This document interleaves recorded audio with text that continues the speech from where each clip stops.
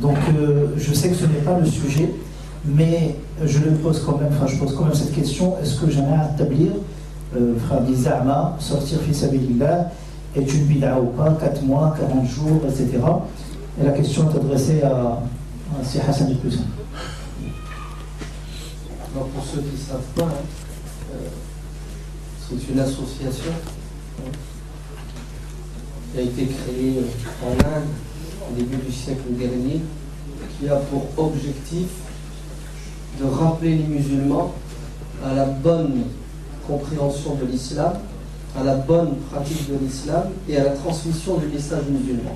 Voici les 3 objectifs fondamentaux de cette association qui a vu le jour dans un pays qui était à l'époque colonisé, l'Inde, par les Anglais, où les musulmans étaient dans tout ce que vous pouviez vous imaginer comme péché, voire même dans l'ignorance. Et alhamdulillah, depuis 100 ans, cette association à vocation internationale a fait et continue à faire un travail extraordinaire d'enseignement, d'éducation et de prédication. Donc, je pense qu'il ne faut pas être sorti de l'Azhar, n'est-ce pas, pour dire que cette association est plus qu'une bonne association, c'est une association excellente, bénite. C'est une association qui a fait que des millions de musulmans qui étaient dans l'ignorance et dans les péchés sont revenus sur le droit chemin. Et c'est notre cas, nous, en France. Pour ça, c'est bien de connaître l'histoire. Ceux qui ne connaissent pas l'histoire ont tendance à quoi? Ont tendance à ne pas respecter les anciens. Vous savez qu'ici, dans les années 60, en France, nos parents, quand ils sont arrivés, n'ont pas trouvé de mosquée pour prier. Il y en avait une à Paris, c'est ça? Et encore, ils n'avaient pas l'adresse. Ainsi, la plupart de nos parents ne priaient pas parce qu'il n'y avait pas justement une ambiance, des lieux de prière.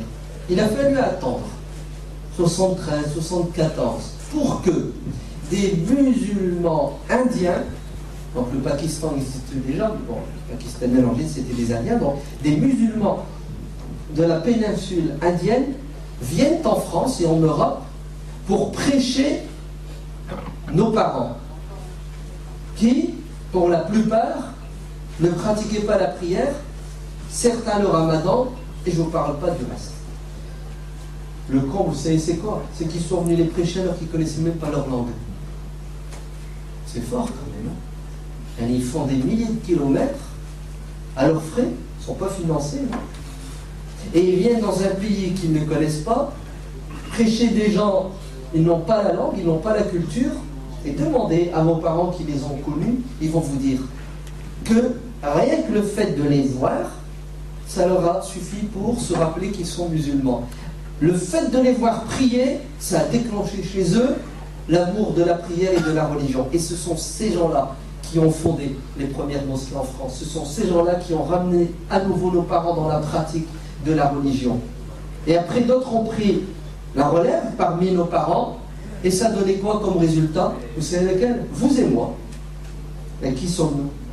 Moi qui vous parle le premier, quand j'ai ouvert les yeux, quand j'ai commencé à chercher à comprendre ce que c'est que l'islam, vous savez c'est grâce à qui? C'est grâce à un homme, il est décédé Allah yarhamou il y a 4 ans, le Hajj Sbahi, un tabliri. Il m'a pris, il m'a dit viens avec moi, on va partir un week-end. Et je suis parti avec lui.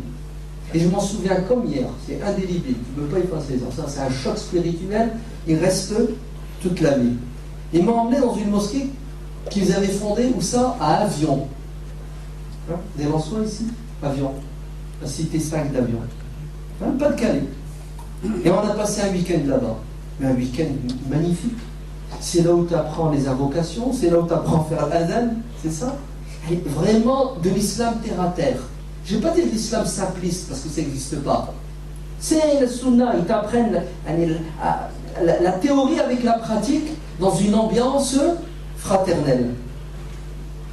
C'était un passage qui était nécessaire, puis après les autres sont venus. D'accord? Vous voyez lesquels?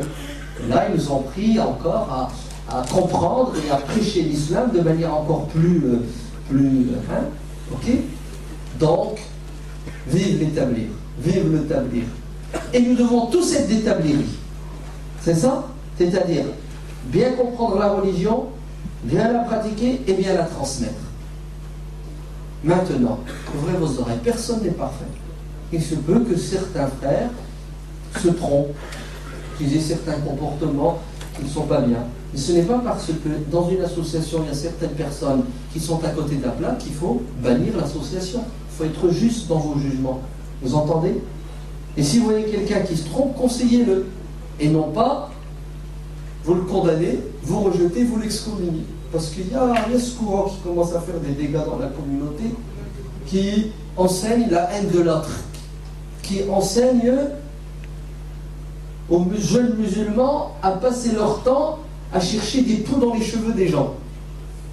C'est ça, ils cherchent les erreurs. Ah, t'as vu? Les tabliers, ils ont tel défaut, telle erreur. Un tel a tel défaut, telle erreur. Et en fait, vous devenez des juges. Non, vous vous transformez en inquisiteurs. L'inquisition spirituelle et intellectuelle. Et bien entendu, ils ont le monopole de la vérité. Et oui. Et après la vérité, c'est l'erreur. Donc, puisque moi je suis dans la vérité, vous êtes tous égarés. Résultat, ils divisent la communauté, ils sèment la haine entre les musulmans et ils ne laissent pas les jeunes être des musulmans réalistes et pragmatiques, c'est-à-dire qui prêchent l'islam. Parce qu'on vous dit, il ne faut pas prêcher l'islam, parce que vous ne savez pas, vous êtes nuls, il faut faire 10 ans de charia avant de parler de la religion, parce que les tablirs... Non, faites attention, c'est un discours qui est destructeur. Faire tablir, même si certains n'ont pas fait d'études, mais en tout cas, croyez-moi, ils sont sincères, ils sont entiers, et ils sont pragmatiques, et ils se sont sacrifiés, pour l'islam. Ce sont eux qui construisent les mosquées, ce sont eux qui vont dans les rues, qui frappent aux portes, qui ramènent nos jeunes, qui traînent, qui les éduquent. Ils ont converti des milliers de personnes. Franchement, vous avez encore quelque chose à dire contre nos frères du Tablir? C'est de l'aveuglement que de s'attaquer à ceux qui bossent pour l'islam. Bougez-vous au lieu de parler de ceux qui bougent. Hein? Travaillez pour l'islam au lieu de détruire le travail de ceux qui travaillent depuis des années pour l'islam.